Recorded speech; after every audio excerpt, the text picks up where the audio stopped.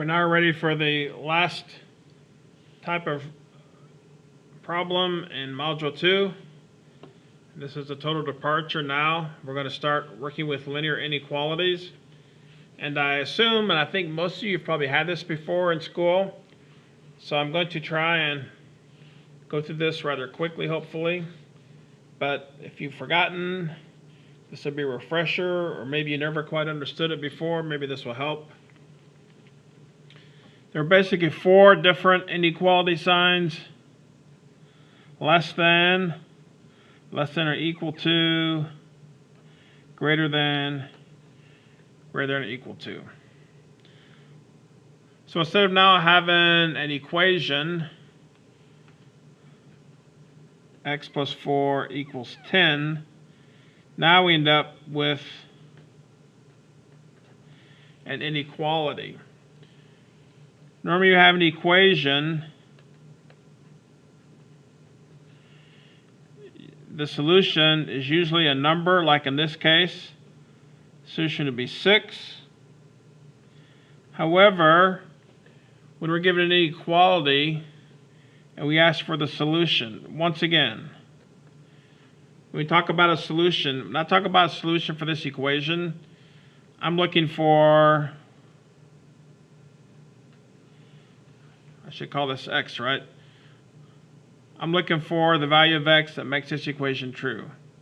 Well, here, I'm looking for the value, or maybe there's more than one, the values of x that make this true. So I'm looking for other values of x that when you add 4 to it is greater than 10. I'm not going to solve this problem now, but the point is the solution, we say it's an interval, or we can also say like a range of numbers. It's not going to be just one number. A solution is not one number. When you have an inequality, the solution is going to be a whole range of numbers, a whole group of numbers. And actually the key is now we're going to talk about intervals. So we'll start using this word interval. Let's start very simple, just as a quick review.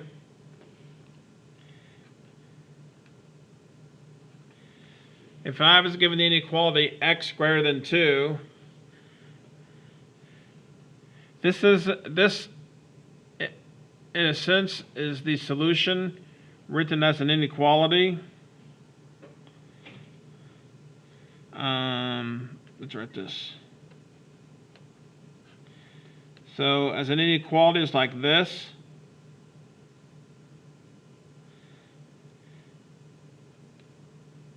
A second way we're going to write this solution is we can put it in the form of a number line, if you remember this. So a number line is like this, which we're going to label x. So 0's here, and you got 1, you got 2, you got 3, -1, -2, -3, right? Now if you remember, we go this number line. First of all, the thing to remember is greater than or less thans end up being parentheses, and greater than or equal to or less than or equal to end up being brackets. You're going to see this in a sense. So this is saying the solution is x is greater than 2. I go to 2 on my number line. Greater than 2 means I'm going to go to the right. All the numbers to the right are greater than 2. Those are the solutions. So what I'm going to do is, since I have a greater than, I'm going to put a parenthesis here, and then I'm going to draw my line, and this is my solution. In other words, any number I choose over in here makes this true.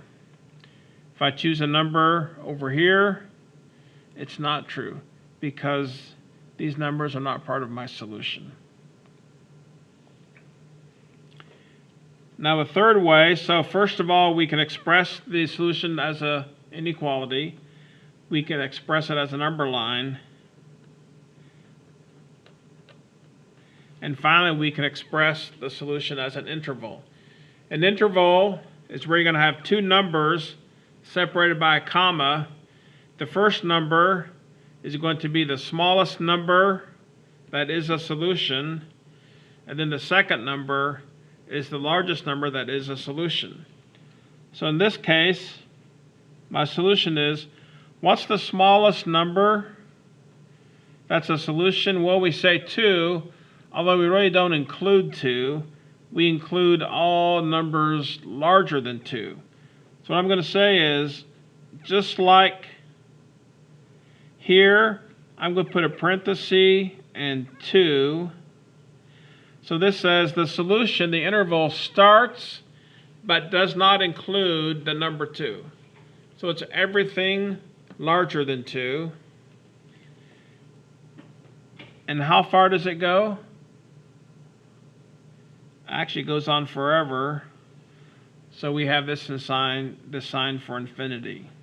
As an interval, the solution is 2 to infinity. So every number between 2 and infinity is going to be a solution. And just so you know, infinities always have a parenthesis. You never put a bracket with infinity. All right, how about another one? How about x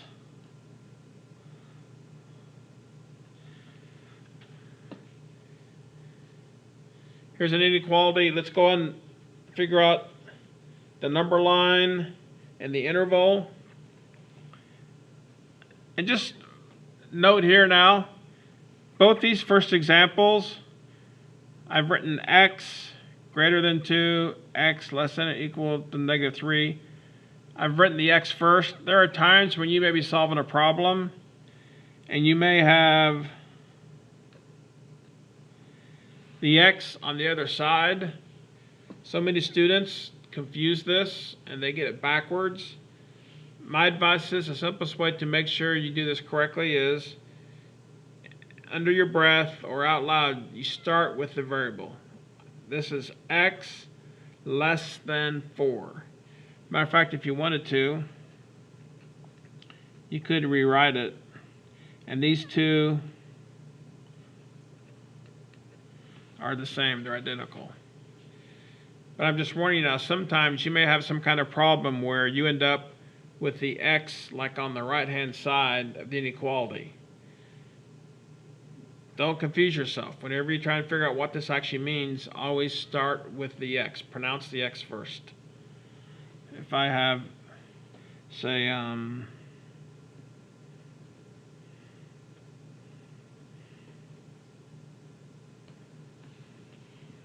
this, I would say x greater than or equal to -2. All right, back to this. Let's do the number line.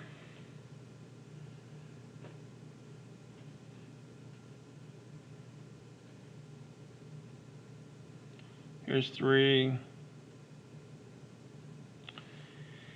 X less than or equal to -3. Now on a number line, when I have negative numbers, even though the negative numbers look larger because the numbers themselves get bigger, but really the numbers are actually smaller. In other words, -3 is less than -2, which is less than -1. So if I'm trying to draw on here all the values of x less than or equal to -3, first of all, at -3, I'm going to put a bracket because it's less than or equal to. And then, if I'm looking for the numbers that are less than -3, it's all the numbers in this direction. So there's the number line. The interval, and sometimes when I have to give the answer as an interval, sometimes I will do the number line because the interval sort of looks like, it sort of mimics the number line. What do I mean by that? Well, the interval, you start with the smallest value. What's the smallest value of this interval? What's the smallest value if I'm heading out here? Well, hopefully you see that it's like -infinity because this thing goes on forever. And then what's the largest value? I go up to -3, and I have a bracket. So as an interval, I say parenthesis minus infinity to -3 with a bracket. All right, so that's the basics of starting to work with inequalities. You've got your inequality. You can express it as a number line, express it as an interval. Now, the next step is we're going to have some problems like this, two-sided inequalities.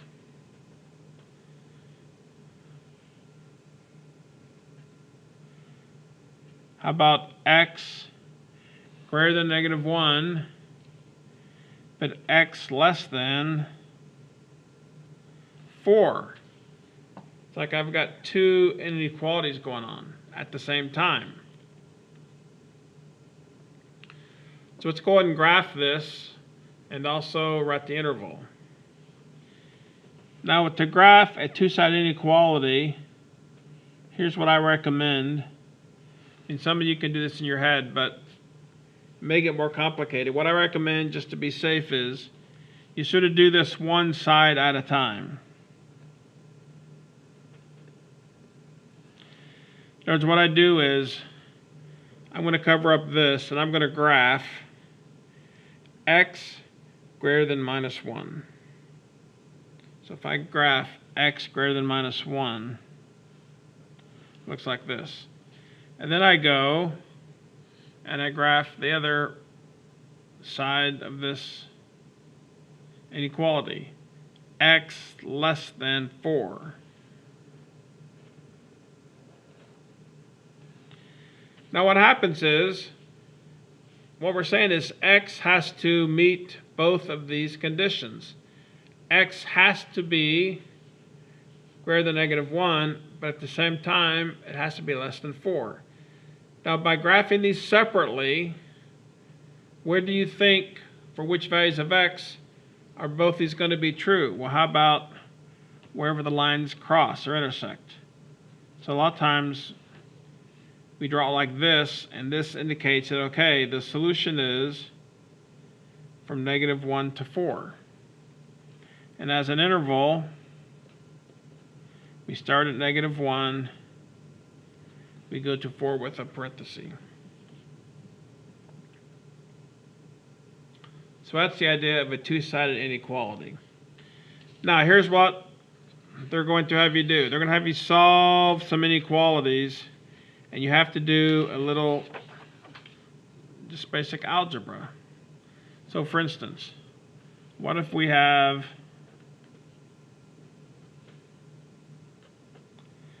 (2x plus 1 greater than or equal to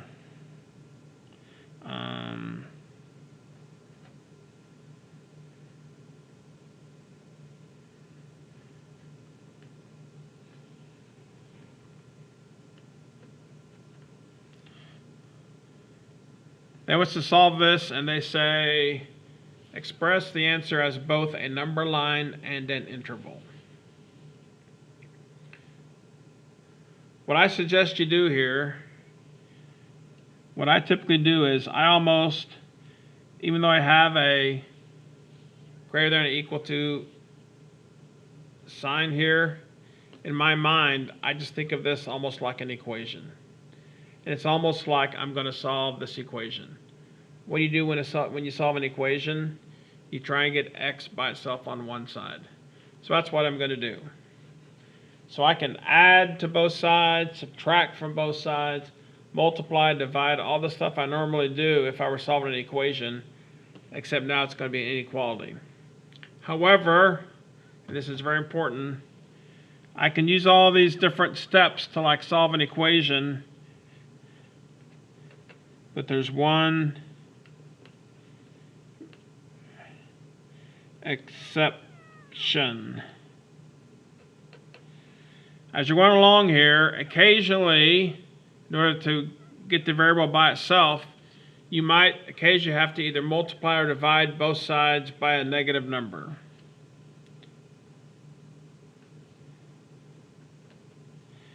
So if you ever have to multiply or divide both sides by a negative number, you must flip the inequality. I tell you that now because it's important, and in a minute we'll do an example problem where this comes into play. So I'm just telling you now, I'm going to go ahead up here and I'm going to try and get x by itself. In order to do that, if at any point, if I would have to either multiply or divide both sides by a negative, I can go ahead and do that. I just have to flip the inequality. That's just the way math works. So let's solve this inequality. Let's get x by itself on one side. I've got 2x here and x here. Let's just subtract x from both sides.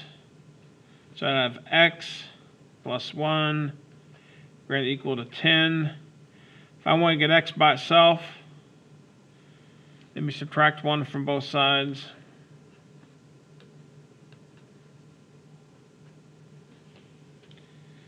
So I've taken this original inequality. Now I've gotten x by itself on one side. X greater than or equal to 9. If I were to graph it, x greater than or equal to 9. I go to 9, I'm going to draw a bracket. And since it's greater than, I'm going to go like that. And if I want to do the interval, the smallest value starts at 9 and it includes 9 with a bracket. And it goes to infinity.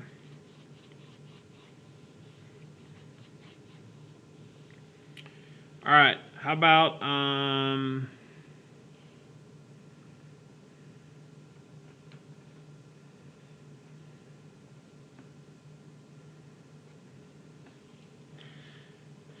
negative 4x plus 3 less than, how about,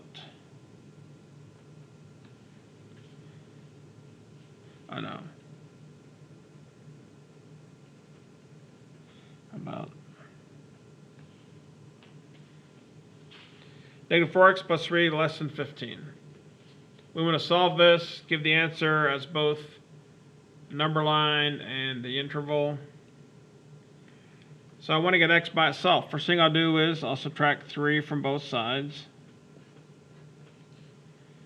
Negative 4x. Now if I want to get x by itself, I need to move or get rid of this negative 4. What do you do if you have negative 4 times x and you want to get rid of it or move it? Well, it's pretty easy, right? You divide by negative 4. That's fine. That's what I have to do. But now, all of a sudden, I have to remember this special rule, because now I'm dividing both sides by a negative number. I can do it, but when I'm done, you have to flip the inequality. So it becomes x greater than negative 3.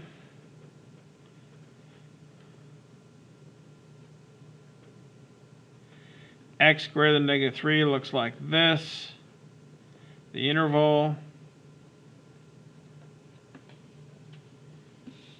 And there you go. So this is an introduction again. We're going to be doing more stuff with inequalities as we go on.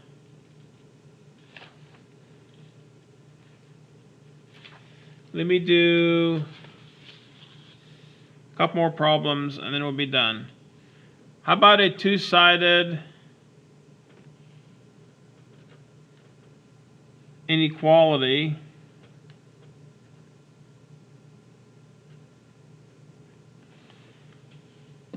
Zero less than or equal to 2x minus 6 less than 4. So what's interesting is two-sided inequality, although the one side's an equal to, the one side's not. And I don't have x by itself, I've got 2x minus 6 in the middle. So what do? It's almost like you have three parts to this. You have the left, the middle, and the right. What I'm going to do is I want to get x by itself in the middle. So I'm going to do mathematically whatever I need to do to get x by itself. So for instance, I got this -6 here. I want to get rid of that. So what do? I add 6. Now in this case, I don't just have 2 sides to this, I have 3 parts, which means I therefore have to add 6 to all 3 parts. So you get 6 less than or equal to 2x less than 10. And if I want to get x by itself, divide by 2, which means I have to divide the right by 2, the left by 2. 3 less than or equal to x less than 5. So if I were to do the number line, once again, I should just do it one part at a time. X greater than or equal to 3.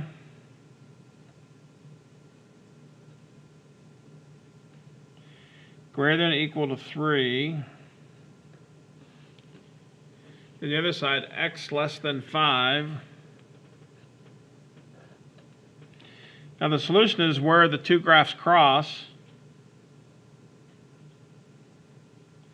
So as an interval, I say it starts at 3 and it goes to 5 with a parenthesis. And there's one more kind of problem I saw in the homework, which might first look a little goofy, but I don't think it's that hard. Look at this. X plus 2 times x minus 3 greater than x minus 1 times x plus 1. It looks messy, but the ultimate goal to solve this, I need to get x by itself on one side. First step, I'm going to multiply out these parentheses. So I have to FOIL both sides. I believe this side is that over here. I believe it's that. Now it looks like on both sides I have like x squared, but the nice thing is, you know what? If I get everything on one side, you know what's going to happen? The x squareds cancel out. So if like I subtract x squared from both sides, it's nice, the x squareds go away. Now if I want to get x by itself, let's add 6 to both sides. I don't want negative x, I want x. So I'll divide both sides by -1, which I can do that, but don't forget, since I divided by -1, it has to flip. And I will not take the time to finish this. All right, so that's an introduction to inequalities. We're going to do more stuff with inequalities in this class, but this is a review and refresh of inequalities.